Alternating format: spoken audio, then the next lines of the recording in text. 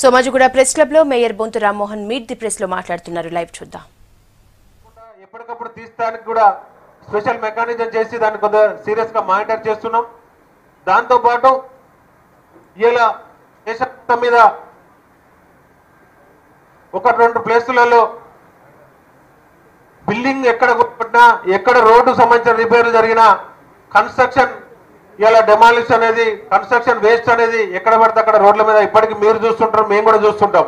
అవి నాలాల్లో నింపడమో రోడ్ల మీద ఎక్కడో చౌరస్తాల మూలకు పోయడమో ఎవరో ఇల్లు కొట్టి ఎక్కడో పోయడమో ఉంటుంది. వాటిని కూడా మరి సమ్మర్ యాక్షన్ ప్లాన్ లో భాగంగా 1 వీక్ లో వాటికి సంబంధించిన కూడా టెండర్లు అవుతున్నాయి. చెత్త అనేట్లయితే మరి అలా ఒక టన్ను వైజ్ గా తీసుకుపోయి దాన్ని రీసైకిల్ చేసి రీయూజ్ చేస్తున్నారు.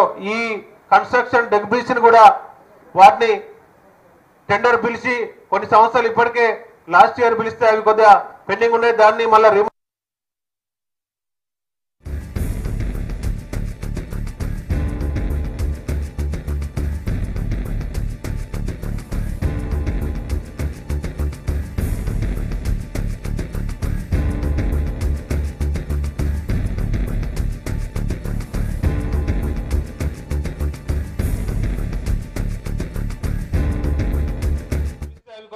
పెండింగ్ ఉండే దాన్ని మళ్ళీ రిమాడిఫై చేసి దాన్ని కన్స్ట్రక్షన్ డెబ్రీస్ కూడా ఎక్కడ రోడ్ల మీద పోసినా ఎక్కడ ఇల్లు కొట్టినా ఎమ్మటే మరి అలా కొన్ని సంస్థలు వాటిని ముందుకు వచ్చి తీసుకుపోవడానికి కూడా సిద్ధంగా ఉన్నాయి. ఈ హైదరాబాద్ నగరంలో మరి కన్స్ట్రక్షన్ డెబ్రీస్ కూడా ముందు ఎక్కడ పోయకుండా స్ట్రిక్ట్ చేసుకుంటూ దాన్ని రిమూవ్ చేస్తానికి కూడా కొన్ని సంస్థలు ఇలా టెండర్ దశలో ఉన్నాయి.